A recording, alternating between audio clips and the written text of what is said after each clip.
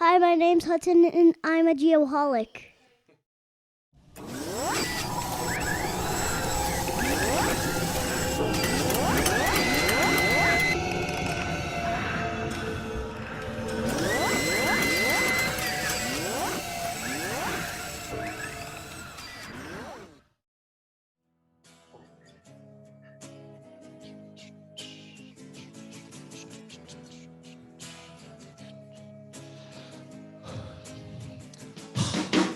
Feeling on the edge.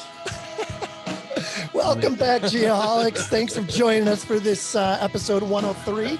You know what? I'm like, sometimes I feel like I'm almost like a cult leader. You know, it's like, welcome back, Geoholics. Go out into thy world and promote this amazing profession of surveying. Okay. You're pretty close. I like the way you think. Is everybody listening to me? Is everybody listening? No idea. Good to be alive. Welcome back, everyone. Thanks for listening. As I mentioned, here we are. We got another great episode teed up, of course. But before we get to that, Shoots, Safety Apparel, Safety Share. What do you have for us this week, buddy? We're going to do a friendly reminder about distracted driving. It's a good time to do that. Somebody reminded me of this, and I wanted to do that. So I pulled up some random research here, and it says each year an estimated 284,000 distracted drivers are involved in serious crashes by the University of North Carolina Highway Safety Research Center. Within their research, they said this, and listen to this, and then we'll talk about it. Drivers were most often distracted by something outside their vehicle, 29.4%, followed by adjusting their radio or phone or something like that, 11.4%. Other specific distractions included talking with other occupants, 10.9%, adjusting vehicle or climate controls, 2.8%, eating or drinking, 1.7%, cell phone use, 1.5%, and smoking, 0.9%. I don't know if we got to 100% there. What about I'm sure there are cell other phone things. is much 1.5% cell phone use. Yeah. I think you got that. That's backwards. Well, where you lost me is when you started before the percentage. You said, well, here's some random data. Well, no. It was something I found online from the National Highway Traffic Safety Administration, but 1.5% for cell phone use, that seems ridiculous. Someone's lying. I know this is a lot outdated. of people are lying. Here's how I know this is outdated, because there's nothing on there about using the Tesla fart machine.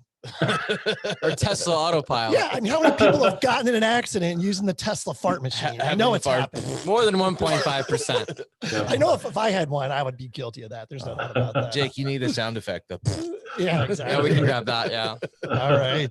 But I just thought that good cell phone reminder, use was Shoots. way low. I think, I mean, that's jacked up. That must be from like the 70s or something. It's just people like Jake were saying we're liars. Yeah. Exactly. Regardless, it's a good reminder to not be a distracted driver. Yes, for sure. Absolutely. Yeah, we just recently, last week, had a construction worker hit and killed, unfortunately, in a construction zone. It was a landscaper, and he had the cones out and everything, but a distracted driver rear-ended the vehicle that he was in front of and pushed into him and killed him, unfortunately. And it's awful. I mean, it's a brutal reminder, but I appreciate you bringing that up, Shoots. Absolutely. Yeah. All right, if you're watching or listening, we are on YouTube this week, which is great, to this, and you want to know how to get one of these right here, dope ass Geoholics hats, it's simple. You can order one from the geoholics.com or simply become a patron of the show for as little as $5 a month by going to patreon.com and searching for the Geoholics.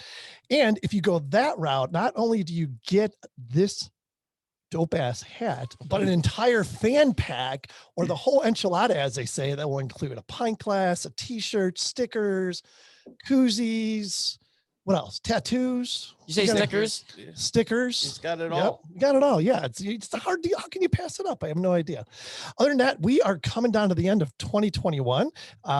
We are going to be renewing our Friends of the Program for 2022 here very shortly. It's a great opportunity for you to support the show, get some awesome exposure for your company. And we'll be announcing or sending out some additional details on that here in the very near future. PJ, hit us with that opening number. Who was that? Yeah, that was Where Is My Mind by the Pixies. Pixies are an American alternative rock band formed in 1986 in Boston, Massachusetts. Pixies are associated with the 1990s alternative rock boom and draw on elements including punk rock and surf rock. Their music is known for its dynamic, loud, quiet, loud shifts and song lyrics covering offbeat subjects such as extraterrestrials, incest, and biblical violence. They achieved modest popularity in the US, but were more successful in Europe. Their jarring pop sound influenced acts such as Nirvana, Radiohead, and the Smashing Pumpkins, and Weezer. Also, my favorite bands. I'm a huge Pixies guy. Always love these guys. And girl, there's a girl in the band. Let's not forget.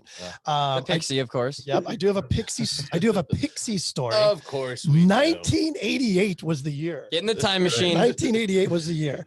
I was in college in Southern Illinois University, made the trek back to Chicago because the Pixies were playing at the Cubby Bear, which is a bar right across the street from Wrigley Field. So I went up there and saw the Pixies in this little bar. 1988, they weren't really big at that point. They were just kind of, on the upswing or whatever. But what a great show. Absolutely amazing. Oh, and here's the thing. I'm standing, it was like, general admission, everybody's standing around, no seats or anything like that. It's in a bar. This chick comes up to me. This is no joke, I swear to God. She grabs the family jewels and starts making out with me right in the middle of the show. It was the weirdest thing. He just generously drops that on us.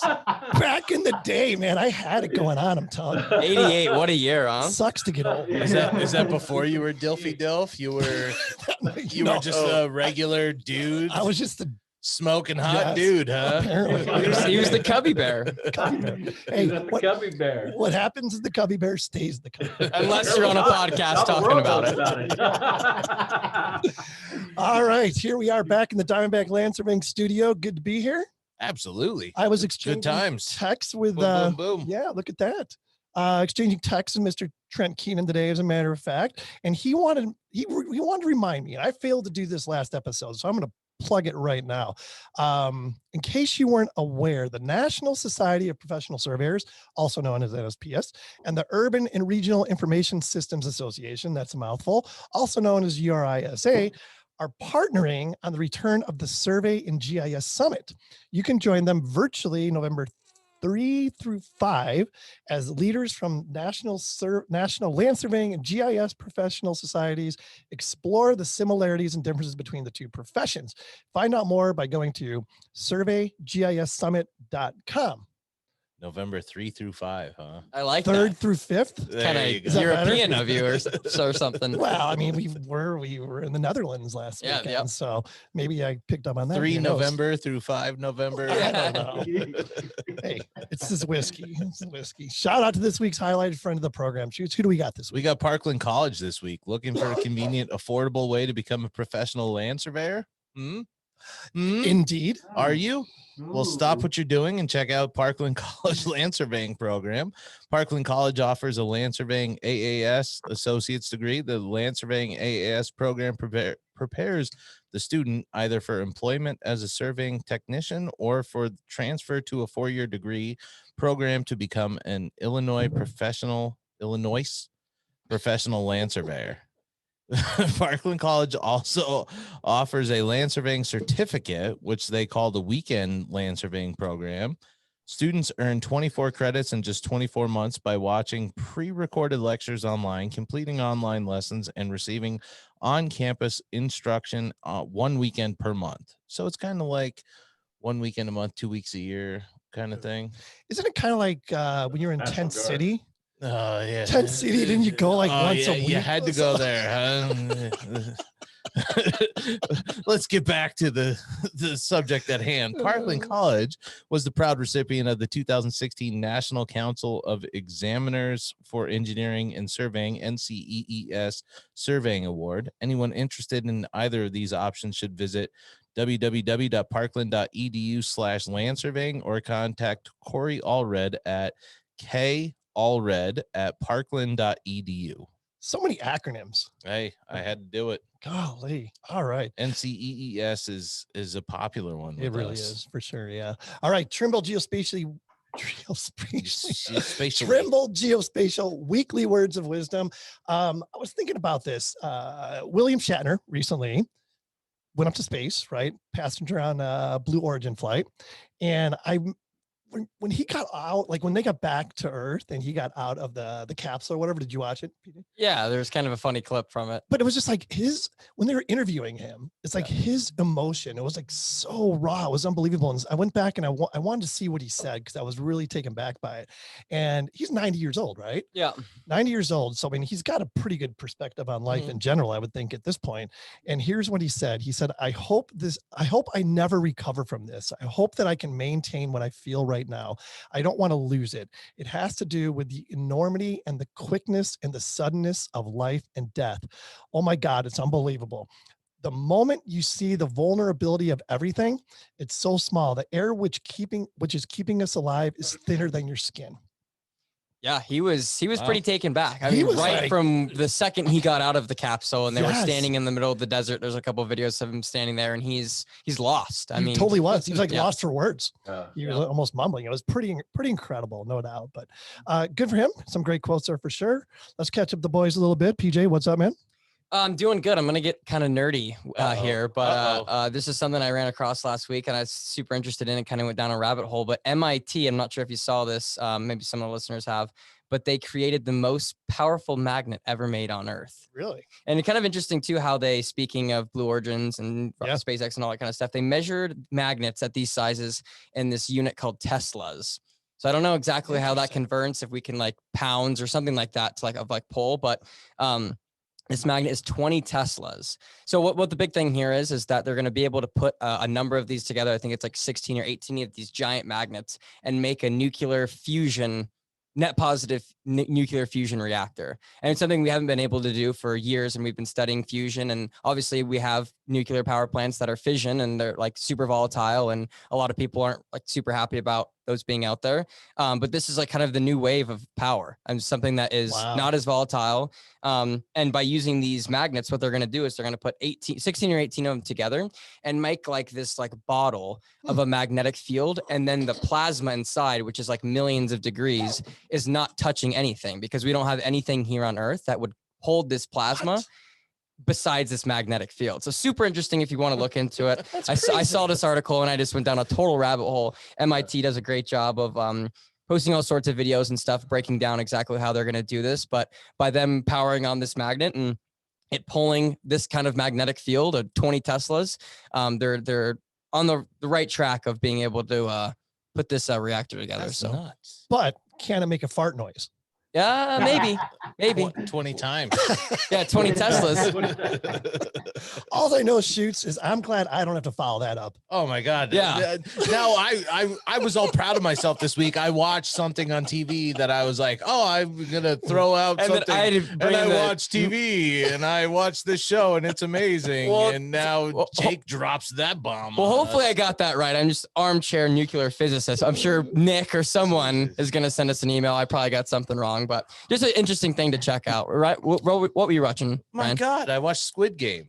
Oh, watched yeah, people that's a get good one. blown Love up. it. Yeah. Yes, I finally watched Love that. I it. saw the hype and I'm like, all right, I'm going to watch something and talk about it on the podcast and have something that it's not just like I watched Chappelle's special or something like that. I'm going to watch this show. Holy shit, it blew my mind. Yeah. That's It awesome. was awesome. What a degenerate. And I loved Yeah. every second of I it. loved it. I think what is more interesting than the actual show for me when things like this happen, and if I think we rewinded back and talked like when Joe Exotic, something like this, but Yeah. when a show, it's like turned into such a social phenomenon to where one weekend passes and everybody has seen it. Oh, yeah. Everyone you talk to has seen it. It's just the weirdest thing that like, why, like, well, for me, I want to understand like why shows like that catch on. Like, why was Joe Exotic? Everyone knew about it. Why does everyone know about Squid Game? Yeah. So Well, interesting. Joe Exotic makes sense because everybody was Was at locked home, down. yeah. Mhm. it But was just unique. I feel like it's just that top 10 of Netflix. Yeah. Once the ball gets rolling, everybody watches Yeah. it. I mean, 'cause they don't Netflix wanna be has left not out. lost their curve. They are just as powerful as, Oh, yeah, as for ever. sure. Oh, yeah. So I stayed up and watched Squid Game and red light, green light was awesome. Oh man. Oh, It's such a- I love watching it. these people get blasted away. I'm like, I shouldn't have paid attention. That's awesome. And the background story about that too is that I forget the creator's name of it. But you can look it up. He like pitched this to all of these other networks and programs and studios to produce this for like 7 or 8 years, and no one picked up on Wow. it. So And now Crazy. look, just at 'em. goes to show. Well, and I Yes. guarantee you that'll be the #1 Halloween costume this year. Oh yeah, What? for sure. Which one? The Squid Game guys. Whether it be a square or Black, a Yeah. triangle. Was or there a- anything to it, like those shapes? It's like the Sony thing, you know what I mean? Well, it was their ranks. yeah, no, I understand that, but you know, like how Sony has those same shapes. Like Oh there. yeah, yeah. I was like, is PlayStation. there a tie-in here or something Well, like that? speaking of I that, don't know. we're at that time of year. Yeah. What's your Halloween costume this year? I don't Jake? know. I haven't figured it out. We're trying to figure it out. It's gonna be Gilligan. Yeah, maybe Gilligan? maybe Yeah. like a Navy No, the captain. skipper. For Oh, the sure, skipper? the skipper. Or No. just Hugh Hefner, My the go-to- scientist guy. What was his the name? professor. The professor. The yeah. professor? Professor and Gilligan's Island, Marianne. Oh, I Yeah. actually wouldn't mind doing a scientist. Marianne was hot. What's your Halloween costume this year? I don't know. Degenerate gambler. I don't know. How do you dress up as that? Squid Game character. I saw this one meme. It was like, and this final Squid Game is plugging a USB port in correctly the first time. Oh, I would fail so many times on that one. Oh, that's a great one. So I'm glad I don't have to like follow Jake, but I did. So what about did a you, great Delphi job. Delphi? I'm just gonna springboard off the degenerate gambler comment and just say that I'm riding a heater, boys. Yeah. Wow. Yes, this last weekend, 5-leg NCAA teaser parlay, nailed it. 5-leg UFC parlay, nailed it. And I nailed something else. We'll talk about that later. God Anyways. damn, the whiskey's on you tonight. All right, let's move on. We have some very interesting guests with us this evening. I don't think we've ever had a father-son survey team on before. So this is going to be some really good perspective. So help us welcome David and Nikolas Slosher. I still don't believe that's the way you say the got last it. You name. got it. Wait till you see how it's spelled when we put out. Schlosser. Yeah, it's not Slosher. I think they're doing this to make me like an idiot, but that's okay. No. So David and Nick, thank you guys so much for being here. We appreciate it. David, I'm gonna let you go first. Just do a real quick self-intro. Talk about, how long you've been surveying, what your current job is, and who your favorite cartoon character is. Oh, wow. That's a hard one. No, that's actually easy for me. The cartoon character. I can answer that probably easier than the other stuff.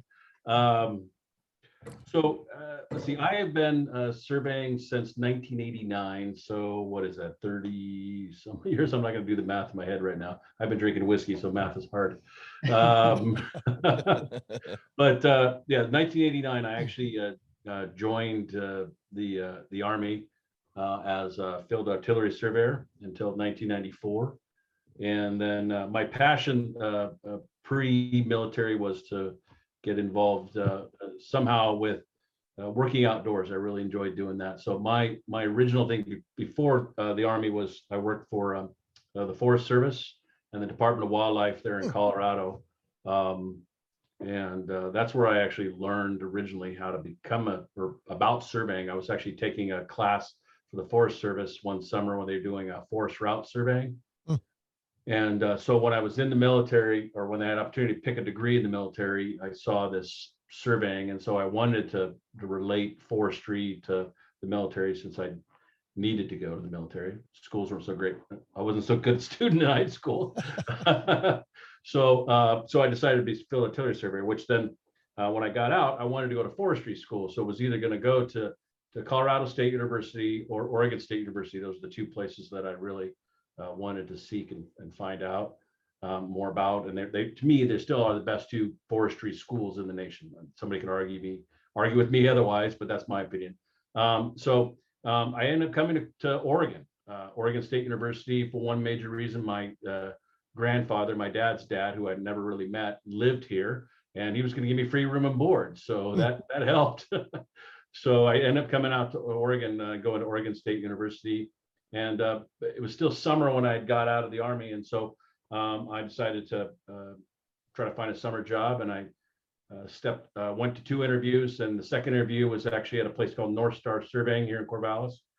And I got hired on. And long story short, met a woman, got married, had kids, school got kind of put on the side. I did a lot of night studying while doing all that. Worked for a couple other places. I took a stint down in California, our RM Design Group in San Luis Obispo, and then transferred up to Oakdale, California. And then the housing bubble popped in 2010. And meanwhile, my wife, her mother was having some issues. So we decided to come back to Oregon. And so then I went back to school to finish up my degree there at Oregon State. And at that time, and it popped into Northstar Surveying and talked to the guy that's there. And he offered me a job again. And I came back on board. Next thing I know, he offered to sell me the business. And here I am. Now I'm the owner of Northstar Surveying. And I took ownership back in 2014. So I've been owner here for a few years now. And yeah, loving it, loving life, doing great. Enjoy the program. Awesome. Good for you. Oh, wait, before we go too far, favorite cartoon character? That's easy. So there's a cat called Wadsworth. Now you have to really be into cartoons to understand this. And he's got a line. He's a cat. He teaches this little pupil. He's a really lazy cat, and he teaches the pupil. And you saw this or not, but he takes this pupil to try to get the bird. And it was like a Woody Woodpecker character. And he kind of takes his pupil and has him try to go up this ladder. And he's not in the, he comes bouncing down. He says, well, why send a pupil when I can do what I got to do? And he's kind of got a weird little accent. And he goes up there, and then the woodpecker demolishes the ladder, and he gets all kind of mangled up there. And he looks up at the pupil and he says, don't just stand me with your jaw dropping and your eyeballs puffing and get me out of here. And I swear I remember that line. And it's still my favorite cartoon character of all time. I love it. That's awesome. That is awesome. All right, Nick, follow that up, buddy. Good luck. Yeah, have fun with this. It's like following producer Jake. Have fun. My story is not as long, but you got here in what, 94? And I was born in 95. So when he was working for Northstar Surveying, I was a kid, just a baby all the way until I was about 7. We moved to California and then moved back or whatever. But long story short, after high school, I joined the Air Force, and I was in the Air Force for about 6 years. In the Air Force, I worked on the F-22s. I was an avionics specialist. Nice. So basically anything radar. I'm kind of a nerd, Jake. Yeah, I like it. Jake's over here nerding out. He's like doing radar. what's it? Okay, so radar, communication, navigation, EW, all that cool stuff, the computers and stuff like that. So that was my job for 6 years. And basically it's paying for my education right now. And, I learned a lot while I was there.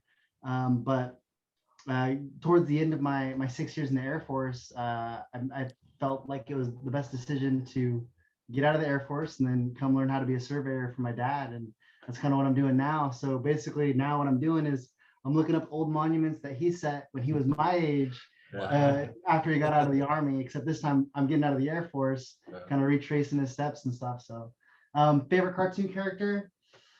Tom and Jerry, I guess. Yeah, Tom and Jerry. That's a good one. Yeah. I love it. Too, but yeah. Always love Tom and Jerry for sure. So before we go a second further, first of all, thank you to both of you for your service. More than anything, we appreciate them. Yes, for the service. That's awesome. Jake, what's your favorite cartoon character? I feel like you'd have a good answer for this one. Oh man, I mean, Tom and Jerry was a classic too. Classic. For whatever reason, I mean, I think we talked about this question before. Johnny Bravo pops up to me in a weird way. Good one. You got the hair. It's working. Little Bravo, just bleach it blonde. Yeah. Shoot, what was yours? Mo Sizlak. Who's that? The bartender from The Simpsons. Yes, Oh, Mo. Yeah, Mo's Bar. Yeah, of course. That's Mo Sizlak is my favorite cartoon character of all time. That's Yeah, he's awesome. What about you, D? Oh, Speed Racer. Speed Racer. Speed Racer. Always love Yeah, we Speed have Racer. talked about Yeah, that. great. I don't know who that is. Somehow I was thinking I wasn't the oldest person in the room, but unfortunately, as usual, I am. All right. So the fact that both you guys, were in the military, and so Nick, did you survey in the military at all or no? No, just avionics for the F-22. Okay. And Dave, did you survey in the military? Yes. Yeah, You that's what I did. Is that when you were introduced to it then? Well, so like I said, I heard about the word surveying when I was in the Forest Service. Uh-huh. They had a class called Forest Route Surveying. So, when you go to the military, you have to pick out what job you're going to do, right? So they set you down there and they say, okay, you took the ASVAB test and it tells you where you qualify. And I tested really well. I was a good tester. I just wasn't a good studier. That's why I didn't do good in high school. But I did well. So I had my choice of what I wanted to do, but I wanted to do forestry. Well, you can't do forestry in the Army. As I'm going through this big giant list of stuff, I saw the word survey and it clicked surveying. I remember that class in forestry. So there's got to be some sort of cohesive relationship there somehow. And so that's what I ended up choosing. Now, I didn't realize at the time that there was more than one surveying. Had I known that, I probably would have gone into engineering. And I think you had a couple guys that did engineer that were in the military did the engineering surveying. Yeah. I did. Yeah. I was a field artillery surveyor. Oh, like Virgil. Yeah. Yep. Yeah. So what that was is we're using coordinates and laying out artillery guns. Actually, what we do is we lay out control for the artillery gunners to then use surveying instruments and turning angles to put the guns into a coordinated position so that they know, once they know where the enemy is, they know where the tanks are, they can do the math and fire for effect kind of thing. And it's actually pretty cool. Yeah. When I first did it, I used if I'm talking too much, let me know. But when I'm drinking whiskey, I get really talkative. Go for it. We'll stop you. Don't worry about it. Okay, thanks. So when I first started in the military, we learned a system, and boy, I really wish we had that in the civilian world. It was called PADS. Have you ever heard of this? It's called a Position Azimuth Determining System. It's a gyroscopic machine that sat in the back of a Humvee, and it was calibrated. The position of the machine was calibrated to the driver's door, where they had a little notch that hung down, and you hung a plumb bob on the driver's door. And so if you think you have trouble setting up an instrument over a point, I had to set up a Humvee over a point. So that's awesome. I tell my guys this, I said, come on, guys, you shouldn't have any problem setting up a tripod. I had to put a Humvee over a control point. Anyways, so you set on there, you initialize for an hour, and you can drive, I think, like 3 hours before you had to initialize again, and you can just set control points. And then I loved our what we used to set. We used to set big 50 cal brass was what we set for control points. We drive 50. They're obviously, they don't have the bullet in, it's just the brass, and you lay down. It's got a nice punch mark. It worked perfect, for control points and stuff. Great idea. I don't know where I was going with that, but yeah, that's where I learned about and what I did there. Yeah, that's awesome. So Nick, you mentioned that you spending the time in the military is helping you to pay for school now.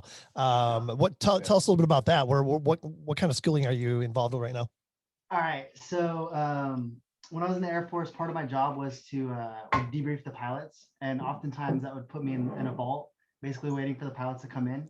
And one day I was sitting there and I was like, all right, if I'm going to do this surveying thing, I have to get licensed. What's the quickest way to get licensed? I was like, well, you have to get your degree. If you get in Oregon, if you get your degree in Oregon, then 4 years after you can get your license. So I was like, there's got to be an online school. Like, there's got to be an online surveying school. Yep. So I finally found one. It's this school called Great Basin College. It's out of Elko, Nevada.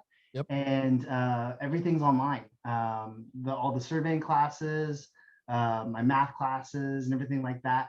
And so that way I can get my education and then my experience at the same time. So yeah, the program advisor, his name is Byron Calkins.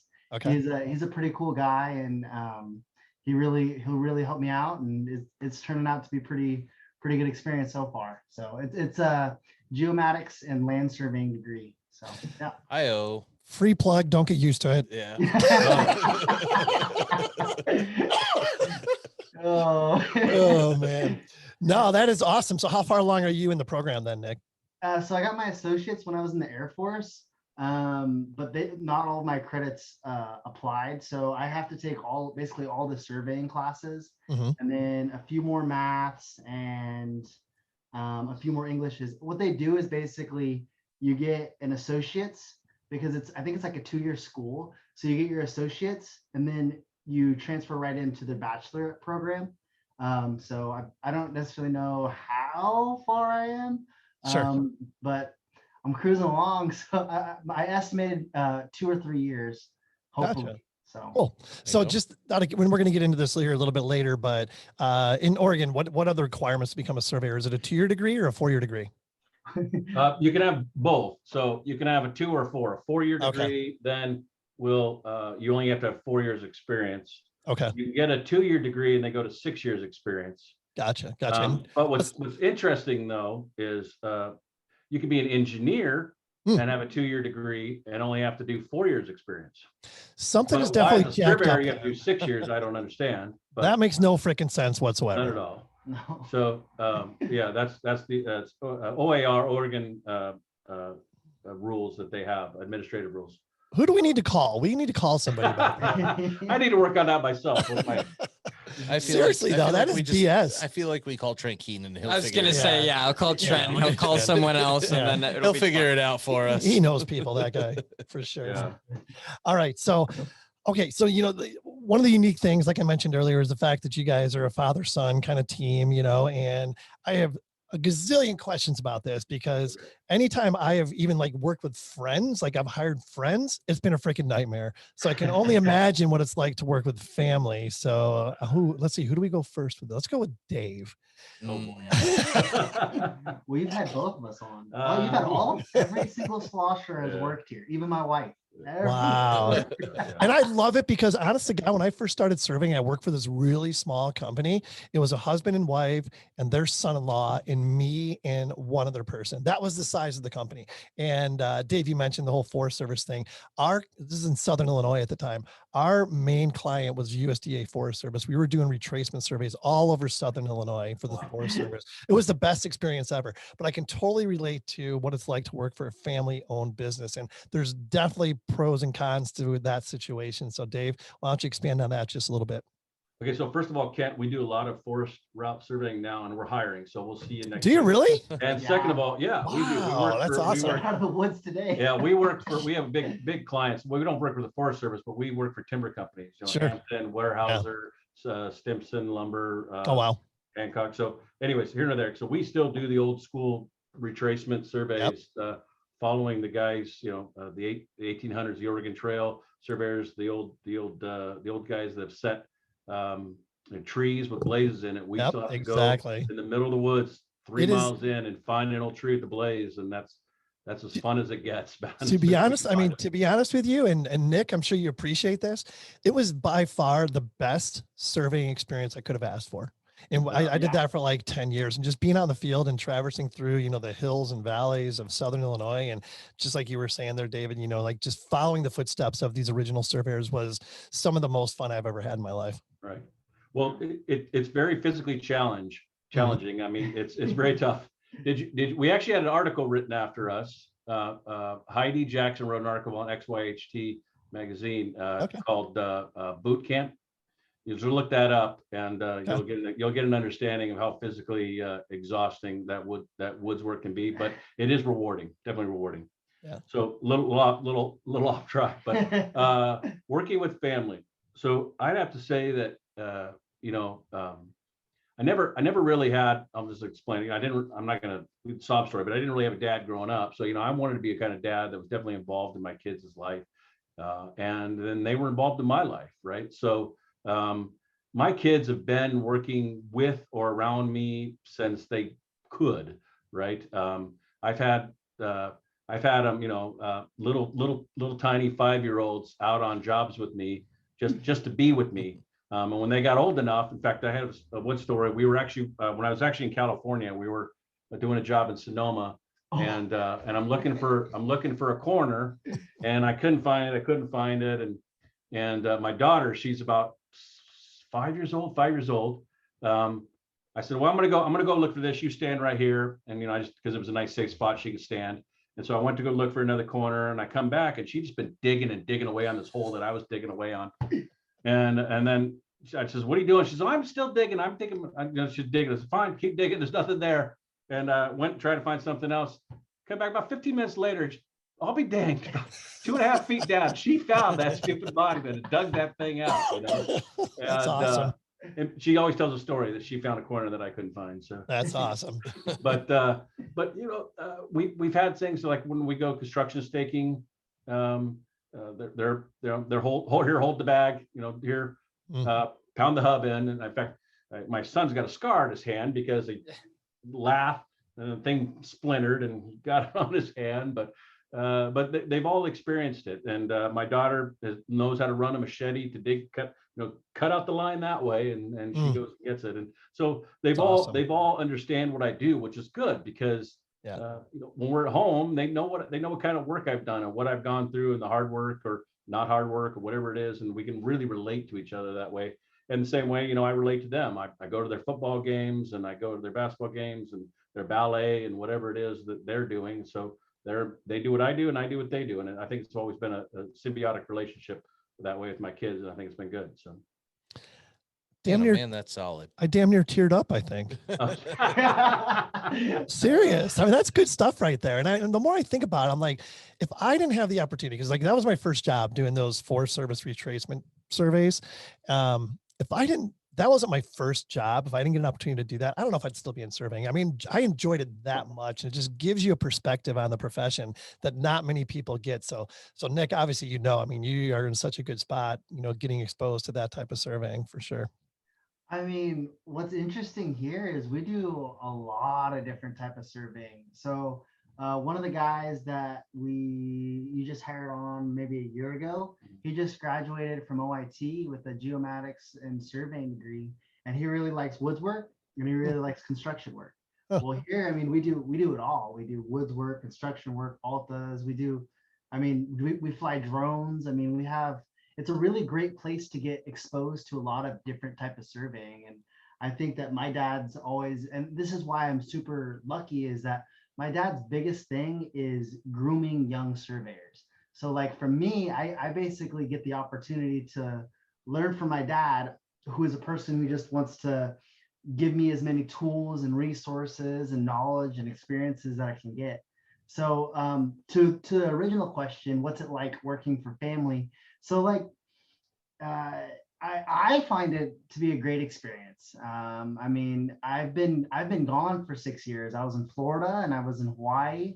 Lucky. Yeah, right. Rough life there. I'd come home during the holidays and stuff, but it makes me being gone makes me appreciate this opportunity a lot more because there's a lot of things that I missed out on over the past 6 years, and I feel like I get to learn from the best, and I don't know about that.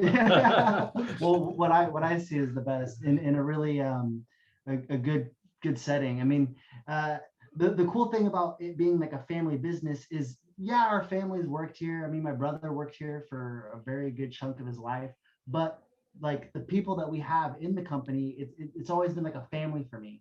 Like everyone that's worked with and for my dad, every time I've came home, like I've hung out with them, like they're part of us.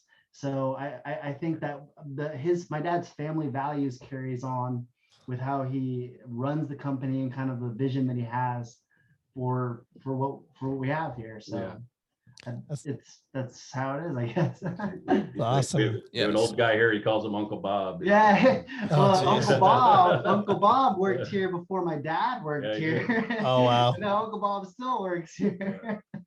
And like you said, he's training the next generation of surveyors, and he's teaching them up. To be commended. We're getting into a big chapter of the show, mentorship. To be commended for sure. So the surveying sloshers, I like that. How big's the company, Northstar? So yeah, that's a great question. About 3 months ago, we had 16 employees. Now we're down to 7. Really? I know it took a big hit. We got a lot of guys who went back to school. My son decided to go back to school. Another guy went back to OIT, which is a surveying program. Another guy decided to go to OSU and do other things. So I lost, some guys that direction. And then just a couple of guys just decided just to kind of look for greener pastures in other places. They're thinking that that's the market that we're in now. But I've got a really good core set of people here that have been here now. We have 2 licensed surveyors. This Friday, I got 2 taking the LS exam, so we could have maybe 4 come Friday, I hope.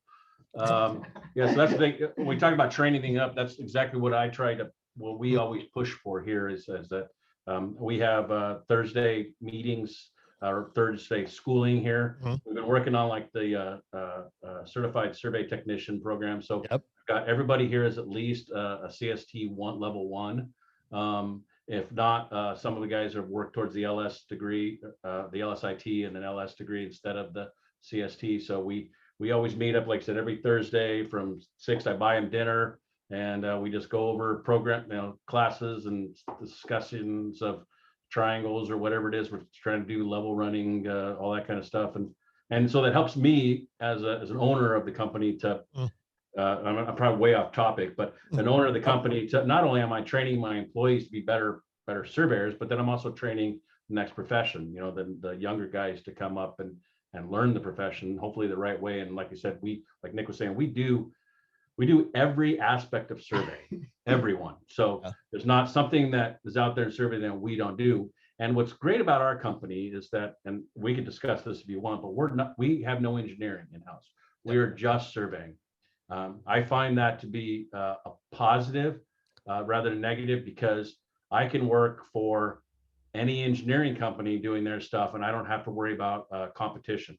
Like, so if XYZ, I even have engineers that have surveyors that come to me because because they know I can do the work, and they respect my work, and so they'll come to me and get it done when they don't have the time to do it. So, but if I had engineering, they wouldn't even think about coming to me. So, but it hinders me for some things, but I like that I don't have that aspect.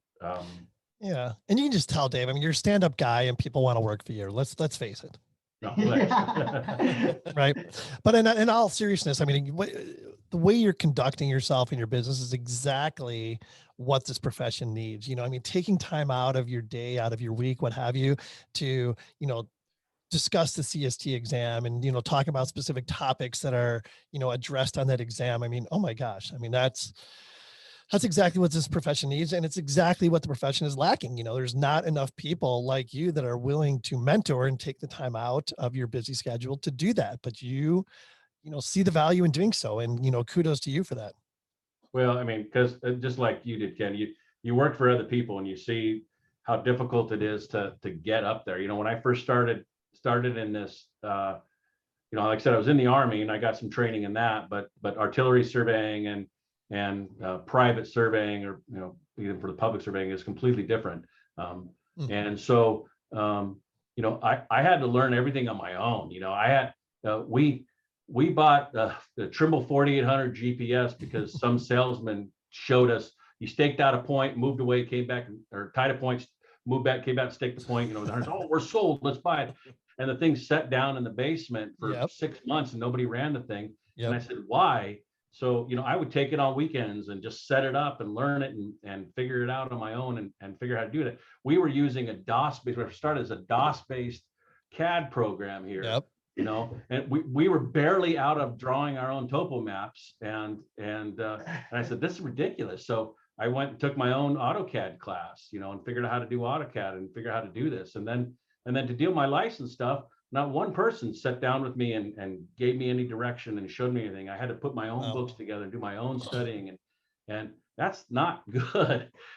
We definitely need to be teaching people. So we encourage that here, and we try to make sure that people have the opportunities and the resources to at least learn and do stuff. But on that same note, you still have to, if you really want to be a professional at this, you still have to make your own time, and you still have to learn and study on your own. And actually, I'm going to recommend you guys, because I didn't even know, but I'm being totally honest, I didn't even know you guys existed until Nikolas said, we're doing a podcast. And I said, what? With who? He's like, say what? And then he says, oh yeah, there's these guys called Geoholics, which I love the name, by the way. Yeah. And I said, okay, so what are they about? And so he showed me your guys's, I have Spotify, so showed me, and I listened to a couple of them and said, okay, these guys, they're pretty. And the guy I listened to, the very first one I listened to was a guy that you had, I think it's from Alaska. Yeah. Hilarious. Oh, Michael. Yeah. Oh, God. He has the cabin up there. Yeah. Oh, that man. guy. Oh, What a you great sold- you guy. sold me on that. I was like, God, that guy. Great is- guy. He was a little intimidated. He's like, I don't know if I've got cool stories like Yeah, that guy had a plane. He would fly from gosh, from the yeah. airport to his cabin. Well, right yeah, there. and Ann and Nancy Wilson were like his buddies. Yeah. Remember growing up? Yeah. Yeah. Hey, we He Great was, dude. he was got an intimidating invites guy. to And I thought I had there to, still. I had to live up to that kind of guy. But then I listened to your other stories and your other podcasts. And you're and like, listened you're like, to no, other they're not stuff. so good. Yeah, And some of no, the- no, they're great. Actually, I've enjoyed it. And then he introduced me just like last week to this Mentoring Monday. Mentoring Mondays thing. Oh my Ah. God, that is DK. phenomenal. I'm like, Yes. I'm like, Yes. I'm working on my computer all day long, and I'm listening to Mentoring Monday. I was doing RTK and Excel this today, Yep. and I'm just listening to this. I was like, this is phenomenal. And where that stuff was when I needed it, it wasn't. And so Yeah. you guys have led in this way. And in fact, I've already sent an email to all my employees to actually look up Mentoring Mondays, because you guys have the LS review exams, you have Yep. the LSIT stuff in there and everything else. That is phenomenal. Yep. I'm plugging your stuff, but that is stuff that's really phenomenal, Shout Yeah. out Really- Jen Keenan. Exactly. Yeah, Trent Keenan. I mean, he's been a supporter of our show from day one. And once he started mentoring Mondays, it was like, it's just like we partner on this stuff and everything. And he's just got a really good thing going there as well. So Yeah. I appreciate you mentioning that. And please, I mean, continue to promote that and everything else, all things surveying for sure. Yeah. There's another good one. I remember a few months ago where one of our episodes, I think it was the Field Notes 101. Remember, it was assigned as like coursework. Who was that? There was some sort of professor or instructor Oh, that well, assigned. Corey Allred, actually. Was it Corey? Yeah. For Parkland. He's like, your assignment this week is listen to the Geoholics episode. How blah, blah, crazy blah. is that? Yeah. Awesome. Oh man, it's so crazy. It's crazy. It's crazy. It's interesting what we pulled off here, No boys. doubt about it. I appreciate that. I really do. It's humbling. I think I'm turning red. I don't know. That's you the need me whiskey. to rub the shoulders. Exactly. So let's talk about transition. I mean, so Dave, you're a really young guy, Oh, yeah, actually. yeah. You're only 50. Only 50. He's young. I Yeah, know. but I'm thinking about transition. He's not the old man in the room. No, Yeah. but let's talk about that, because I honestly, I've worked, like I mentioned, I worked for a small company before. And even when I was there, they were talking even back then about, how they're going to transition ownership and things like that. And it is a challenge, and most, let's face it, the majority of surveyors are not very good business folks. They're not thinking about these things, right? And this might be a topic for us to have on one of our business of land surveying episodes, which we will gladly do. But I would love to hear your perspective on this. Sure. So that I think you hit the nail on the head. People don't think about what your company, especially if you started it, what it's going to do down the road when you retire. I mean, it's not even a thought for a lot of people's minds. In fact, when I bought this company, the guy I bought it for is lucky that I came along, because this Northstar probably would just not even exist at this point in time. He would have retired and folded it. And that's where I see a lot of these guys, at least up here, a lot of my friends that I've been to these conferences, state conferences are just gone now. They're gone and their companies are gone. And nobody, and that's made my workload a lot heavier, because I've not less competition, but that's not a good thing. So I've been thinking way back when on how to figure out how to transition myself out of retirement. I'm not retiring tomorrow. Obviously I've got a few years, but I've got to start thinking about it now. I got to start figuring out what I want to do, what my legacy that I'm going to put on this. I bought this from somebody else who had their legacy, but now what's my legacy? And it's a really interesting question for me personally, because I've got some great employees. I've got some guys who, like I said, that are getting their license. They've been with me for 7+ years. They're doing a really good job. And then I got my family, right? And so do I just say, well, it's family, so I give it to them? And I'm not necessarily on that board. I mean, my son wants to think that way, but I'm in the mindset that I would love to try to make at least my company be because we talked about being a family and everything else, but also be a resource for growth potential for my employees. If my employees look at like, okay, I can be I'm a rodman today, a party chief tomorrow, my survey manager, project manager. And that's it. That's my dead end at Northstar because Nik's going to be ownership. I have no responsibility or no opportunity. I don't know if I like that. So my thought is that, well, I want everybody to have an opportunity to potentially have some ownership here. So, I looked into employee stock options as a possibility. I looked into a lot of things. Employee stock options requires a lot of money up front, which is a shame, unfortunately. So, do you know Duryea, the guy? He has a company up in Washington, Spokane, Washington.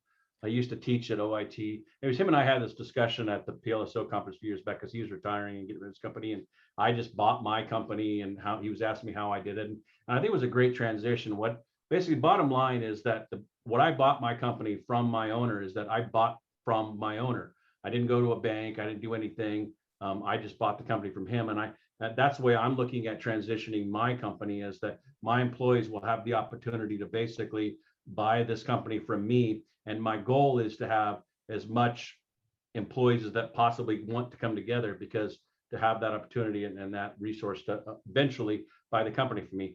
I'm 50. I would love to retire by 60 because I don't want to be old and decrepit. I like traveling and playing golf and going to sporting events. And I don't want to just be 65, 70 when I'm finally getting retired. That doesn't feel appealing to me. So I'm only talking about 10 years from now. So the transition will be really quick, believe it or not. And so that's my goal. At least that's what I'm looking at. And I want to hang out with Dave. Let's do it. We're gonna because I'm coming. Hey, Ryan, I'm coming down to the waste management, and we're gonna hang out. Damn it. Who doesn't want to hang out with Dave? I want to retire at 60, play golf and travel. It sounds fantastic. Absolutely. So Dave, I'm curious. So you bought the company, you said 2014, was it? Yeah. Okay. So, and you don't have to go into great detail, but I'm very curious. I mean, how did you go about determining a value or going through the valuation process?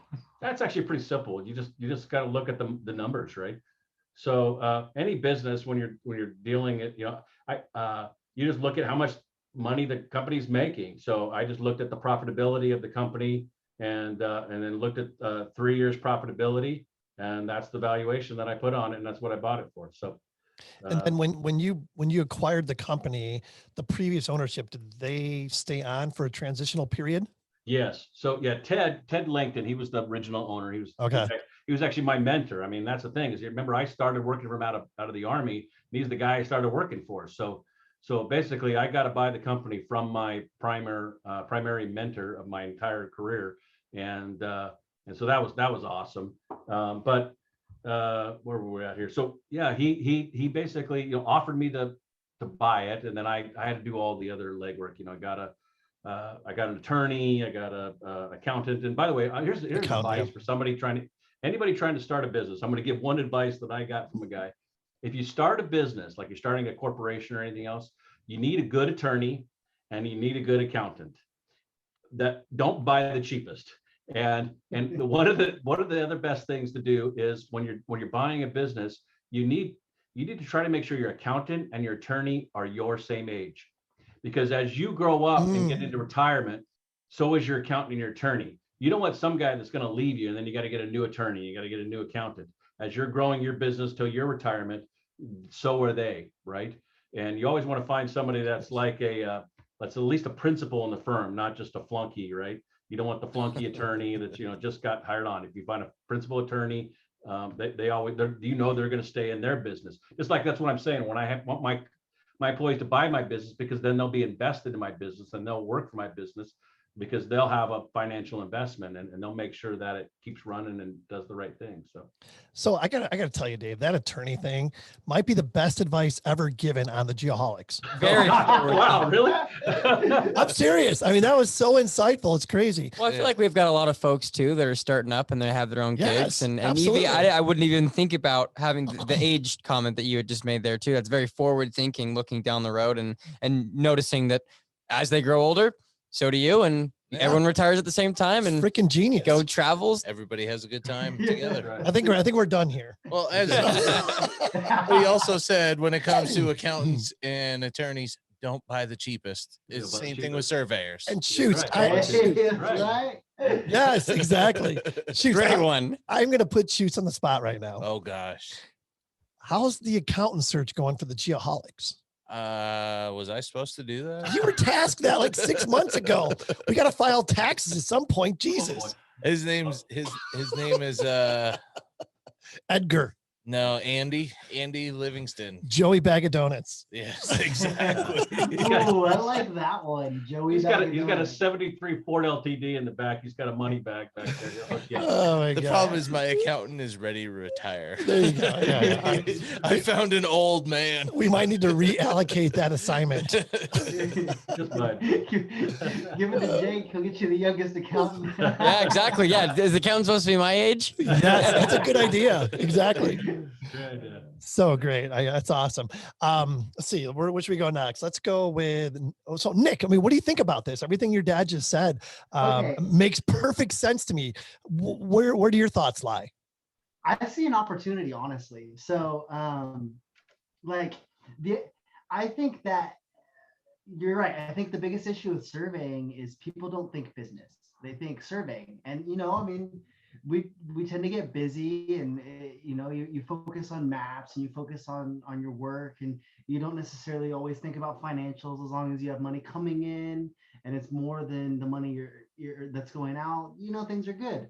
But the opportunity here is if you have trustworthy employees that have been with the company for like 7 years and they have a license, they can stay at an office while someone else can go start an office somewhere else. And there's a big opportunity for growth.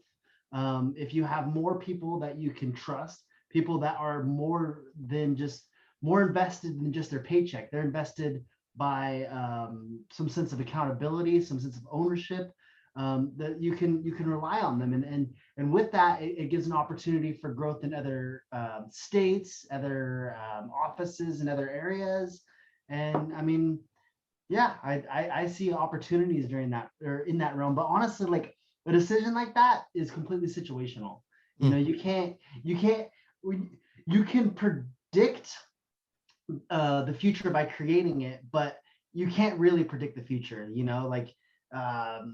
can have this amazing employee that you want to get on board with this, but then all of a sudden something happens. The guy passes away or they leave. And you can't predict that, but you can plan for the best and hope for the best, but I think a decision like that is completely situational. So It just seems like putting a little skin in the game, keeps everybody around, and For sure. yeah. You need to have agree. some financial interest for sure. yeah. It's just how you structure it. That's the biggest challenge, Yeah. I mean, Go ahead. when you work for I work for Stantec, a 25,000 person firm for about 4 years. And I mean, you can't even relate, you know what I mean? Mhm. And then you've got an 8-person firm and it's just the difference in perspective is just, it's mind boggling really. Right. And that's why we gave Jake so much stake in this game. Yeah, what, 51%? Oh yeah. No. Ownership, control and ownership. 49. So what? She's got a percent? You can have my if it's 33 apiece, you can have. Oh my wait, yeah, we might be 33. able to take this thing over if we combine our equity. Yeah. if What are you gonna push me out? Yeah. What's your guys' take on that based off of your guys' experiences in the past? Our what? I'm sorry. What's your take on that based off your experiences in the past? As far as like a transitional type thing? Yeah. Basically, what you've seen, what works, what doesn't work. Yeah, I mean, I don't know that I can completely relate. I mean, again, I'll go back to What about where you started? Were you What's there? that? That family shop that you Well, started I was with? just How did gonna they go- yeah, transition? I was going to go back to that, and they did the same thing. I mean, a guy that worked there, he was a young up and coming guy, super passionate, tons of fire, and that they ended up selling out to him is what ended up happening. And then once they sold out to him, I just transitioned. I wasn't licensed at the time, so I went and worked for him as well, and worked for him for another couple of years, as a matter of fact. And Do you know what they're doing now, or oh, they're retired. They're good. They're done. Yeah. okay? That company's gone. Oh gosh, yeah. And he dissolved the company as well after like 5 years. Okay. And just went a different direction, So I mean, it probably worked out for the original owners, I mean, from a financial standpoint, but the longevity of it just didn't work out, unfortunately. You know, it was Cross Country Land Surveying was the name of the company, and they're not around anymore, unfortunately. But There's something about legacy though, building the legacy, something that- yeah, when he mentioned legacy, I'm like, ding, love that word. yeah. Absolutely love that word for Yeah. sure. Well, Yeah, go ahead. that's kind of an issue here, Mhm. Yep. is that you've got, you hope that somebody is going to be there, right? You hope that, this young guy was there for your cross country surveying. Mhm. And I was here for Ted when he sold the company, but, Yep. my fallback, it's not really a fallback, but if none of my employees want to take ownership, my son does, right? So, Yep. because he's wanting to really truly follow in my footsteps. So I've got that outlet, but there are companies out here that Mm. all over the United States that, they don't know what the heck they're going to do, right? Yep. And the guy I bought from Ted, and I didn't answer your previous question. He ended up working for me for 3 years before he finally retired. But his son, he had a son, and his son wanted nothing to do with surveying, and so some guys, that's what they're kind of relying upon. Is maybe my family will take it over, but it doesn't always happen, or things just don't work out that way. So what do you do? I guess you work until some of these companies just work until they're just done working, they retire, and then that's it. That's it. We've got some great surveyors up here that have done some really phenomenal work. I love their work, and when I have to retrace their work, I'm happy. So but they're gone now, and it's a shame, and then I got the phone call from these 3 guys, the 3 different guys. I'm not going to mention them on there, but the hey, we're selling our equipment. Do you want to buy it? So I bought some stuff from them, things, and it's like the old farmer, right, that had the farm for years and years and years and just couldn't make it, and then it's got to go up to auction. It's just a sad moment. And that's the way I feel with these surveyors. It's really a sad moment to see these things fall by the wayside. It really is. It really is, Dave. And I don't think you could have said it any better. And to be honest with you, after I worked for that really small company, after that, I was always working for larger companies. So I was always on the other side of it, where we were acquiring smaller companies. And we know it. It's a fact. The average age of a surveyor in the States is like 58, 59 years old, right? And so many of these guys have their own companies, and they do not have exit plans. They don't have it. It's not there. Nothing at all. It's not there. So when it comes time to end it all, you sell, a few $1,000s worth of equipment, and maybe a truck and this and that. And, that's it. It's sad. It is sad. Yes. Timing is everything, like if I work for a company now that's very aggressive on and the growth strategy is acquisition. So, they're, I don't want to say taking advantage of, but there are opportunities out there for a lot right now, especially these smaller companies are like ripe for the picking, honestly. And people are just like, time to get out. And, it's a good time. It's a good time for sure. Right. I thought about acquiring another smaller firm too, Yep. for my growth, because right now my problem is getting personnel in. Yes. So one of the things that I'm analyzing is looking at another company that's struggling or looking at retiring, about maybe acquiring them, so that, because then I build my personnel up, and then I still keep my workload going. So interestingly, you work for a bigger company. I worked for a big company. RM Design Group was a architectural engineering, surveying, planning, design firm. They were a huge company in California. They had 4 offices in California.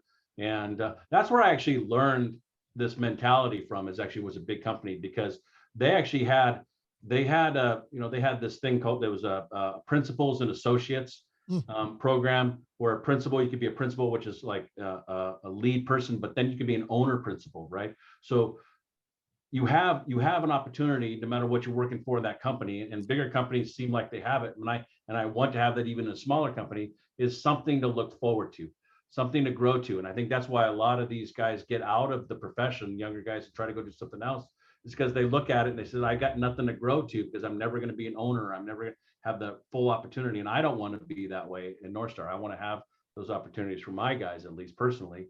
And so that's where I learned it from, is a big company. So it's not bad working for a big company, because you can still become an owner there as well. So for sure. And Dave, I think you touched on something really important there, to be honest with you. I never really thought about it, but a lot of folks don't have the opportunity to work in that big company or corporate environment, right? So they don't understand it, and they just go about their day, their little 10 person, business, whatever, not really fully understanding the business side of it.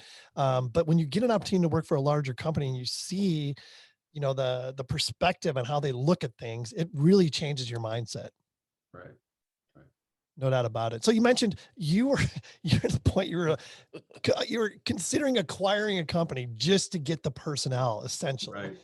And I mean, we go on for days on this one, but I mean, how is it where you guys are locally as far as, you know, the talent pool that's available to you? Yeah. I think we heard it. 18, what was it, 16 to 7? Yeah.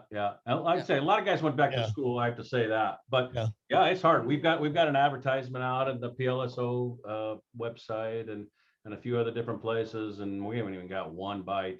I mean, yeah, we have, except they just don't have any surveying experience. Yeah. And there's good and bad about that. Like, I mean, literally, just today, whatever. I mean, I made an offer to a guy who has 0 survey experience, but you know what? I interviewed him. Like, this guy's got a great attitude. He's Soft got skills. He's got what it the takes. ability to learn. You're not breaking God. any old habits. You can mold him from the very beginning. Yeah. He blew me away. We talked for 30 minutes, you know, and he's a young guy, and I'm just like, you know what? I can freaking mold you. Let's get you on board here, you know. We can turn you into a Dilfy Dilf. You can be a Dilfy Dilf. Yes. But it takes time. It takes time. And Dave, you know this better than anybody. It takes time to elevate these guys. Yeah. And gals, don't get me wrong. Yeah. We'll get on that discussion if you want to. But here's the thing is that, I'd say a majority of my personnel came working for me with 0 experience, you know. Yeah. I've only got 3 guys that have had they have education. Actually, I only had 1 guy that came to me that had any other survey experience. And so, you know, I can mold them, but at this point in time, it's really difficult. Mm-hmm. It's really difficult to train some younger guys when our workload. So I don't know how many jobs you guys do, but we're a small company, like I said, you know. But we are right now, our workload just for 2021, I'm at 427 projects for the year. Crazy. That is amazing amount of work that we got. And every day we get about 4 to 8 proposals a day coming through our doors. I have more work than I can even imagine. And the problem is that I'm trying to get all this work done. Boy, I hate turning down things, but I don't have the personnel to do it. So it's causing me to turn down things. And then if I get somebody that I can train, that's great. That's perfect. And I don't mind doing that. And you're right. If the right person comes in the door, I'm going to do it because I've had those guys and I still have them. But if the right guy doesn't come in the door and I have to train them and this is going to be a hard work, I'm just not interested in getting bodies working for me. I'm interested in getting at least people that have the potential to become something. Yeah. Well, and you guys being in the hiring and management positions you can train people and everything, but how hard is it to retain that talent? Yeah. I mean, right now it's such a crazy time. It really is. And, you know, just like you mentioned there, Dave, you know, you've had 400 plus projects just this year alone, right? Is what you said? Mm-hmm. Yeah. Yeah. I mean, it's crazy. I mean, I had somebody reach out to me, was it last week, doing this, like, she's like recruiting for pipeline surveyors or something like that. And she's like, do you realize how bad a market it is or how hard it is to find, you know, surveyors? I'm like, you have no idea what you're getting into. Like, it is so freaking hard. It's ridiculous. And I have no idea what the solution is. And I'm not going to claim to know what the solution is, but I don't know. I mean, the surveyors are in the driver's seat right now. That's another thing that we've talked about before, you know, especially, I don't know how much construction staking you guys do, but I know for the firm that I'm with right now, you know, we're like 75% construction staking, 25% boundary alto topo, and we're working on changing that. Trust me. But I do 0 construction. Good for you. Good for you. 0 bidding on construction. Good. So I've got some construction I got going on some existing projects. Like I'm doing a giant subdivision, like 170 lots, and they need the roads and infrastructure. I do that construction for them. Yep. But I get construction bids all the time, but I don't bid on any construction. It's horrible. Liability alone keeps you from dealing with construction. But but what you're saying though is, like, I got a guy that I've trained. He's really great. He's, you know, and I got him. He's taken, level 2 of CST. I went and got a drone training. I really groomed this guy. He's been to PLSO conferences with me, and he's gone. So frustrating. Gone. Oh, yeah. farmer. Yeah. So yeah. He decided to go farming. And you know what it is? Oh, he got out of surveying completely. Another guy I trained, did everything else. He decided to go, he wants to go work for waste management, believe it or not. And so, completely out of surveying, Yeah. And one of the reasons that we struggle with keeping good employees is, like I told you, we do these really hard laborious jobs with these woods projects. Yeah. And a lot of guys they can't stand it. And they know that when you're working for me, you're going to have to actually do some hard work. And there's a few people that are willing to really do it. I've got some good guys that love doing it, but then a lot of guys are like, no. Yeah. Imagine having to convince someone to stand outside in 120 degrees all summer here in Arizona, right? Yeah, exactly. It's not easy. Don't you guys survey at night? We survey really early in the morning. Earlier in the morning. Yeah, during the summertime, it's like, sun up to surveyors are early risers. Yeah, after like 1 or 2 o'clock, everybody's home by that time for sure. Oh, wow. I thought you had flashlights on the prism, so you just have to turn to the flashlight. There's definitely some opportunities that we can do stuff like that, and we love it. But primarily, it's just like you just got to get up. It's you got to be on the job site by sun up, and you're done by like 1 o'clock for sure, because it gets brutal. Yeah. But we don't have the rain to deal with. It rains 5 days a year here. Yeah, so it's crazy. So where are our resources, right? I think so. The thing is that Forbes actually, if I read a Forbes magazine, talked about surveying being one of the top growth professions, and that's true. Yep. But we don't have the personnel, and so we're going to get on topic because it's one of the things I want to discuss. Please. Why don't we have more women in surveying? We have a resource of personnel out there that just don't get involved in this profession, and for a lot of reasons. And I, like I said, the gal who wrote my article, Heidi Jackson, she worked for me. I've had a couple people, Elizabeth. I have my own daughters work for me. I think we should get more women involved in this profession because I think they can do it. They're smart enough. They're capable enough. But we that's a resource that we need to, when we talk about, let's get into the youth and stuff, but we also need to talk about getting into the opposite sex, about making this an opportunity profession as well. No question. And if you go back and listen to some of our previous episodes, we've had a lot of women on discussing that exact same topic, and couldn't agree with you more. No doubt about it.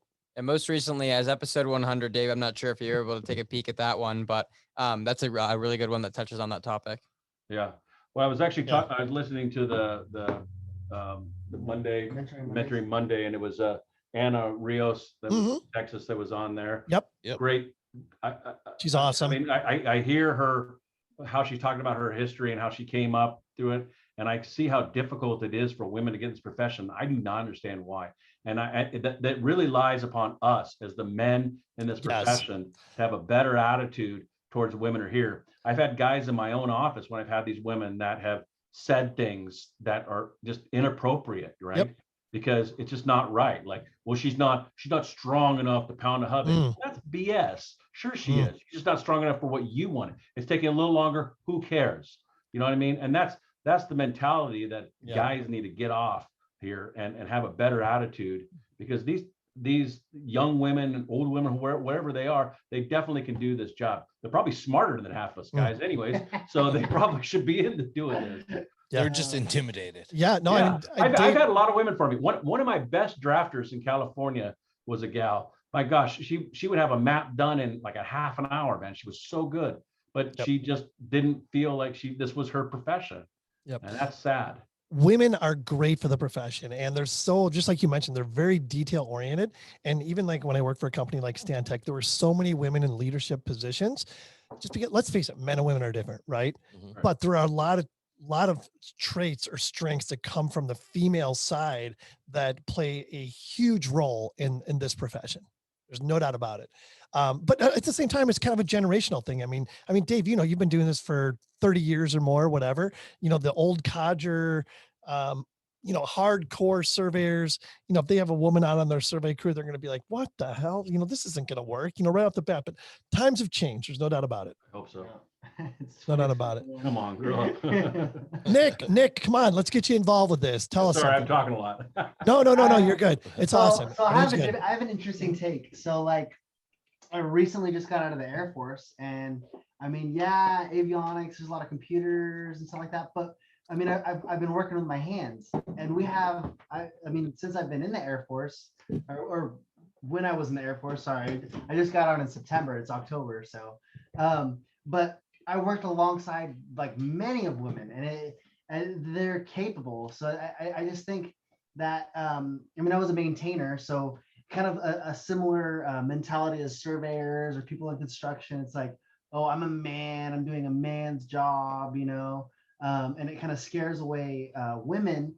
But I think that we've progressed so much as a society and so much as just humans that it's not the case, you know. I mean, everyone has their own strengths and everyone has their own weaknesses, but I mean, surveying, yeah, parts of it can be physical, especially when you're hiking up a mountain.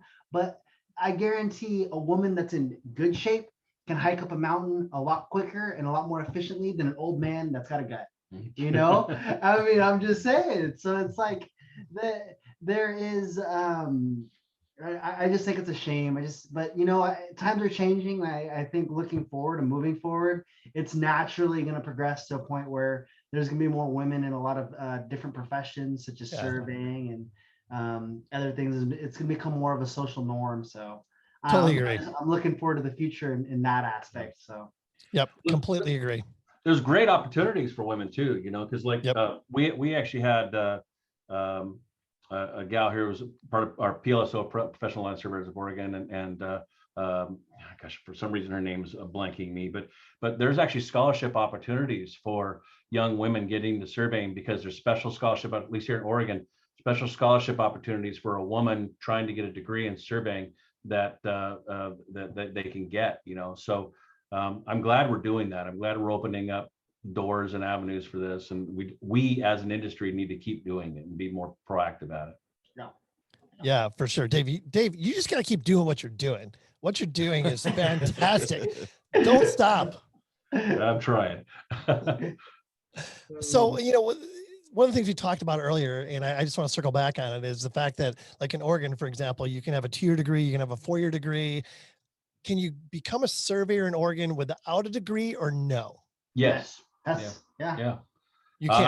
I pretty much, well, I got my license in California first. Okay.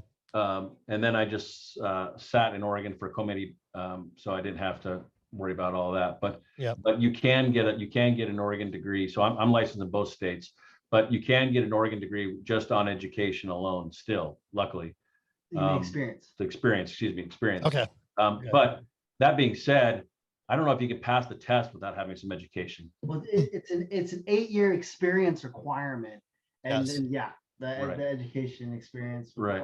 Right. So basically, if I'm understanding you correctly, and I think I like this model, it's either 8 years experience, right, or it's a 2-year degree with 6 years experience, correct, or a 4-year degree with 4 years experience. Correct.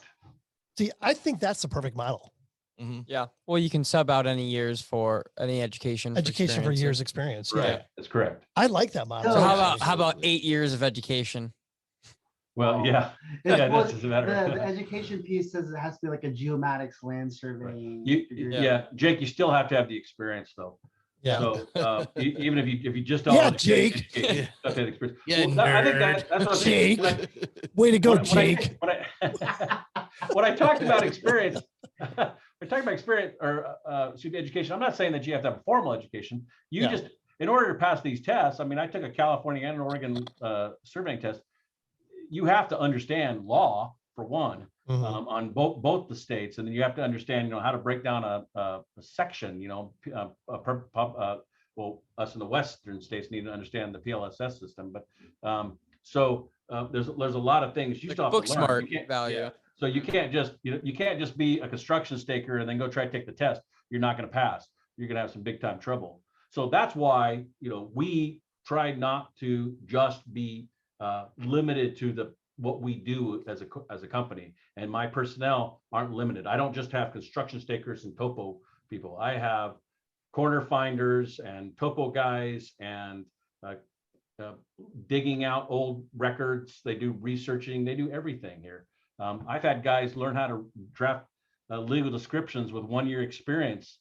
I review them, but I see what they do, and say, hey, tackle this, see what you come up with. And then I correct them and say, this is what you have to do and why you have to do what you have to do. And that's the only way you're going to figure it out. So Figure it out. Figure it out. That's what I say. Figure it out. So Dave, did my accent come out? Dave, I got to tell you, like listening to you talk and just, the passion that you have for it makes me miss working for a small company. No. Well, I told you we're hiring. We're hiring. I'll open an office in Arizona if you need me to. Well, maybe we'll acquire you. Yeah. Big time in them boys. I don't know. Money talks. Let's see what we got. Throw it out on the table, boys. Talking about transition, I was wondering where all these transition questions were coming from. Yeah, you think I'm dumb? I'm just feeling them out. Gotta have a lot of zeros, Kent. A lot of zeros. Oh, just for him, add 2 more zeros. I might retire by 51, Kent. Oh God, I'm spending my company's money. They don't even know it. Oh God, that's awesome. Dilfy Dilf discount. Triple D. Yeah, let them know you're a geoholic for the VIP treatment. Man, that's awesome. Let's see. What else? There's one more thing I want to touch on here. Where we at? Let's see. Oh man, up on the list we didn't even get to, but that's oh, there's some we didn't get to. We'll have you guys back for sure. What else, Nick? So Nick, talk to us. I mean, are you pretty happy in the profession? What's going on? Oh, I love it. Oh my goodness, this is like the best thing I've ever done. Honestly, it's really cool because back to the legacy thing. Circle back to what we keep bringing up is that like love it. I really feel like I'm fulfilling my legacy. Because. Like literally when my dad got out of the army, he was my age and he was working for this company and he was, let's just talk about the cadastral work. He was in the mountains retracing old 1800 surveys, and now here I am, same age as him. I was 1 year old when he did it. I'm retracing the same exact map he looked at, when he was my age, and I'm going up through the mountain, marking that line. So there's that aspect. I mean, one job we went and did a boundary, really big boundary next to a vineyard, and he set some monuments in 2001. And I went and found a monument, and there was a digging nail, and I was like, this was my dad's digging nail. It had to have been. I mean, it was him or either Uncle Bob, because those are the two that lasted the job. So they dropped the digging nail down there, and it's we call them chaining nails. See, you get a measurement from the guy. Yeah. You put a nail on the ground, you get a measurement from the guy. It tells you how far back or left or right. That's when you had conventional instruments. That's pre-robotic and GPS. You had the guy have to tell you how to get in and out. So you set a chaining nail, and he says go back a foot and left a foot. So you use the nail, come back a foot, left a foot. Then you check it. That's what I got left in the ground, is a chaining nail. It's awesome. What's your favorite thing about surveying? I'm going to do the interview. Oh man, I like how funny. Us start interviewing each other. It's so funny because take a seat. It changes all the time. At first, I was like, "Oh, I love woods work." And I was like, "Oh, I love doing topos." Like it just keeps changing. But recently, I was like, "I really like CAD work." Like it's because I'm taking a CAD class at Great Basin right now, and it's cool. I mean, I really enjoy it. I mean, but it's like I enjoy everything. And that's the cool part, is that it's different every day. Different every day. Like, yep. Yeah. I get a different experience every day. Like today I went and did a topo. Tomorrow I'm gonna go do boundary, but kind of woodsy, kind of not. So and then the day after that I'm gonna go to the mountains. So it's just different locations too. You go to the coast in Oregon, you go to the mountains, you go to the valley. We work with a lot of vineyards. I mean, I used to be, when I was living in Hawaii, I super big beer guy. And then coming here, all these vineyards, I'm really getting a kick out of wine right now. And my wife is too. I mean, yes. So yeah, it's Oregon Pinots. Yep. Yeah, exactly. So Yeah. So you're almost doing like producer Jake surveying. It's like, I did this survey by a vineyard. That's like producer Jake surveying. That's how I roll. Hey, we Where are got the great fun clients. places? That's where I'm going to Hey, so survey. you say that we had dinner for his wife's birthday at a restaurant in Portland. It's overlooking the city, beautiful restaurant. We opened up the wine list and I said, well, that's my client. That's my client. That's my That's client. awesome. That's my client. Awesome. yeah. Just funny. So So shameless plug, send anything down to care of the Geoholics. Yeah. I need to try some of this. What'd you call it? Oregon what now? Pinot. Pinot. Oh, Pinot. Yeah, Got the it. Yeah. Pinot, yeah. Okay. Yeah. We'll You know hook you what? up. So, PJ, Hey, just so I thought, got a question for Yeah. you, Kent, because Nick mentioned something about mapping. Do you guys, do you take like your field guys, do you show them the final product? Do you let them see what they did? you know what? That's a great question. Not always. No. Nope. But I think Somebody's that's got schooled. We started That's a doing really- that. Yeah, that's we start doing that all the time. We start actually Uncle Bob, he Hmm? started doing that. He started making maps and then we put Yep. them out on the table. So when the guys coming from the field, they can actually see what their final product, what they did in the field, what it produced. And it really helps. So that's why, Nick did the CAD. So he gets to see what the final product is as he's doing it. But that's a really big plus. So that really helps build that incentive. It's like, oh, I'm doing this. That's really cool. Well, it takes it full circle too. It really does. I love that. And you know what? I haven't really thought about that. I mean, I think it's a Institute it, boys. fantastic idea. Yeah. Sounds like Okay. all Especially like, I copyright that idea. No, I'm just Yeah. kidding. the surveying schlossers or sloshers. Sorry. Sloshers. Slosher. We're half a bottle of whiskey in. Yeah, we are getting close. I'm gonna have to Uber home, I think. Oh man, that's awesome. Shoots, what you got, buddy? Oh, I have to ask the You're question. chomping at the bit over No, there. I always have to ask this question. The And world's now- famous And question. now we have two people to answer it. Two Who do I- generations to answer. Yeah, who do I go with first here? You go with the younger. Okay, we go Yeah, younger first. What's the mantra that you live by? Mantra. So like life quote. Mm, that's a good Yeah, idea. Like add value, make friends kind of thing. Oh man. That's a tough There's one to so live up much. to. Okay. I think the biggest thing for me is that adversity builds character. So Totally agree. with that, like anytime you're ever going through something challenging, when you come through it, you're going to be a bigger person, a better person, and you're gonna look back and be like, I don't know what I was worried about. I mean, back when I was in Florida, I left Florida to go to Hawaii because a hurricane came and wiped out our entire base. I was living in a camper at the time, so I left the camper, so I basically lost everything. But I was like, oh wow, this is crazy, this sucks. But the blessing in disguise is that I came home for 3 months while the Air Force figured out where to put me, and then I was in Hawaii right after. It's like if you stay positive whenever challenges come your way, and you look forward in a forward direction, and it's just like that's my key to life. That's it. Just take those adversities, those challenges on, and move forward in a forward direction, and you'll be grateful at the end. Nick, I freaking love that response first and That's foremost. going in the book. Yeah, that's going in the book. No doubt Yeah. about it. So let me ask you this. I have to believe that you're a believer in what I'm about to say. Probably. Your thoughts control your destiny. Yes, absolutely. Love That's it. a serviceman. You are the creator of your own future. Like I said earlier, it's you can't predict the future, but you can do your best to create the future by certain decisions, certain thoughts you have. I mean, you are in control of you. That's it. Yeah. You know? Yeah. This is so I'm gonna let you understand what Nikolas Slossher is about. So I Wait, hold on a second. You just said Schlosser. Yeah, Slosher. No, Schlosser. I thought it was Schossler. Schlossler. SL, like SLOS. Sloshler. We could just spend the next 10 minutes. Let's do it. Schlosser. Slosher. Schlosser. Hey, we're all going to the Netherlands. It doesn't matter.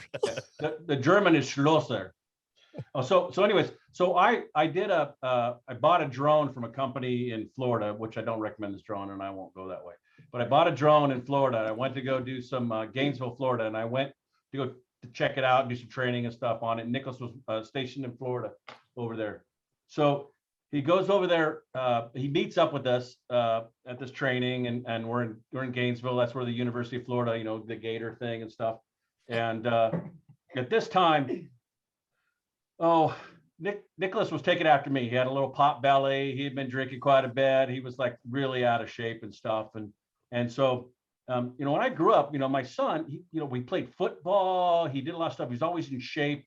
He had like a 6-pack of abs when he was in 7th grade, and I'll tell you that story later, but that's probably going to have to be another session. But anyways, so we're in Florida, and we go to the Daytona Beach, and you can drive on the beach, which is actually kind of cool, by the way. And you're driving on the beach, and we're getting out there, and we bought a 6-pack to kind of chill out on the beach. And he pulls his shirt off. He stands up there and was like, "Man, Nick, you're like way out of shape. You're like got this dad bod stuff. Whatever happened to that football player, this guy who really was in great shape?" Well, it kind of lit a fire on him. He's talking about you're in fire, your own destiny. So then I saw him about 6 months later. He's up. It surprises me in New York. We're visiting my sister. He surprises me up in the New York area, and we had a little vacation up there. He's like, "Man, he's looking really good." And about 3 months later, he's in this bodybuilding contest in Florida when he won first place. And then he goes to Hawaii, joins another bodybuilding program. The guy just like so that's his mentality, right? He's like, okay, he sees something and say, I'm going to be better at this, and I'm just going to do it. And he does it. So I'm giving accolades to my son, but that's the kind of mentality he has. So. Yeah, thanks a lot, Dad. Whipped him into shape there. No. He shamed him into shape. Yeah. Hey, I don't want you to look like me. I know where I went. It was nice. He was like, "Hey, what happened?" I was like, "Yeah, I just started drinking and eating." Back in shape. So yeah. You're on that Northstar diet. Yeah, exactly. So David, boot camp. Dave, what was your mantra? I didn't give my mantra yet. So there, I know what I watched whiskey program. By the way, I'm going to start with this. I guess I like talking, so here's where I'm at here. I didn't think I even wanted to be on this podcast, by the way. So here's the deal: is that I love YouTube, and I like all these stuff. And I used to entertain myself, by certain things that I like cars and motorcycles and whiskey and stuff. So I'd always watch these programs, but you guys have got me like hooked. So I'm like now I'm watching surveying stuff, and I've listened to the survey stuff, and I'm listening to you guys a lot. And I love it. So, which I think is a great thing, by the way. We should surround ourselves with. This is my mantra: is I think we should surround ourselves by who we want to be. If I want to be a better surveyor, I need to educate my mind and my environment by that. And so I'm actually like attaching myself to what you guys are doing and trying to get involved and learning more and hearing more about this and being a better at what I am and trying to be better at, I could easily go watch, some YouTube about, people crapping themselves or something, but I think it's better for my mind and my experience to be watching, Mentoring Mondays, you know what I mean? Yes. That's kind of where I'm at. But there is when I have watched these, Magnificent Bastards, they do a whiskey program, they do reviews and stuff.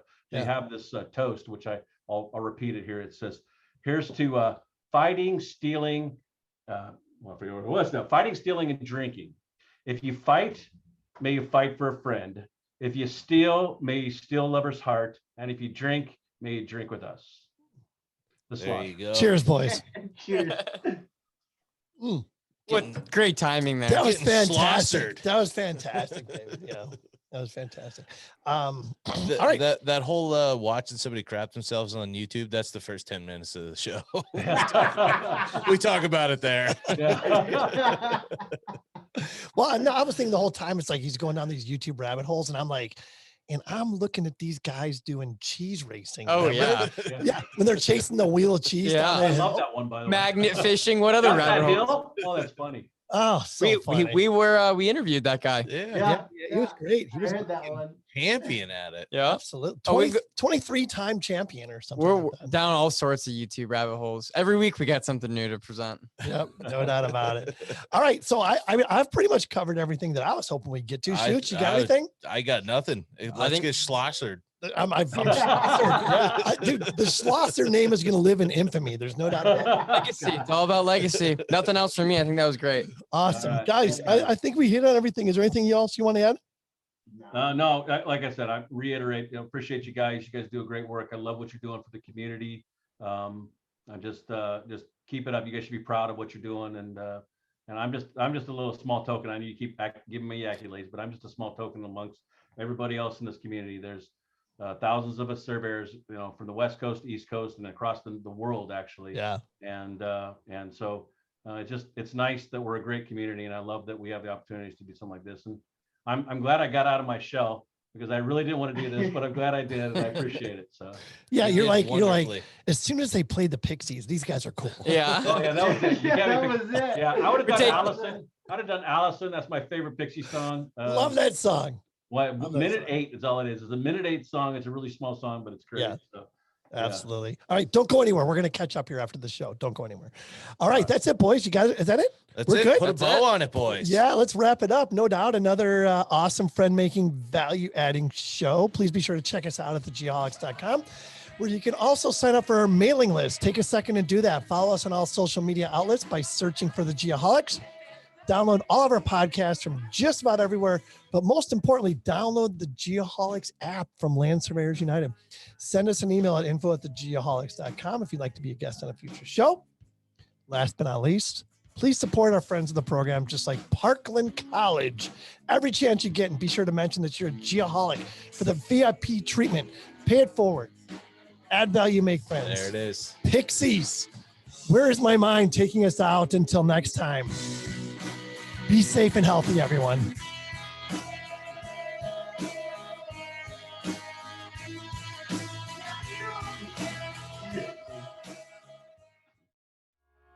Once again, a shout out to our friends of the program, Aerotech Mapping Inc., atmlv.com, Advanced Geodetic Surveys Inc., agsgps.com, Bad Elf GPS, bad-elf.com, Cobb Fenley, cobbfenley.com, Cyanic Automation, getjobbook.com, Diamondback Land Surveying, diamondbacklandsurveying.com, Get Kids Into Survey, getkidsintosurvey.com, Land Surveyors United, landsurveyorsunited.com, Mentoring Mondays, mentoringmondays.xyz, Monson Engineering, monsonengineering.com, Nettleman Land Consulting, nlcprep.com, Parkland Community College, parkland.edu/surveying, Safety Apparel, safetyapparel.us, Tiger Supplies, tigersupplies.com, Trimble Geospatial, geospatial.trimble.com.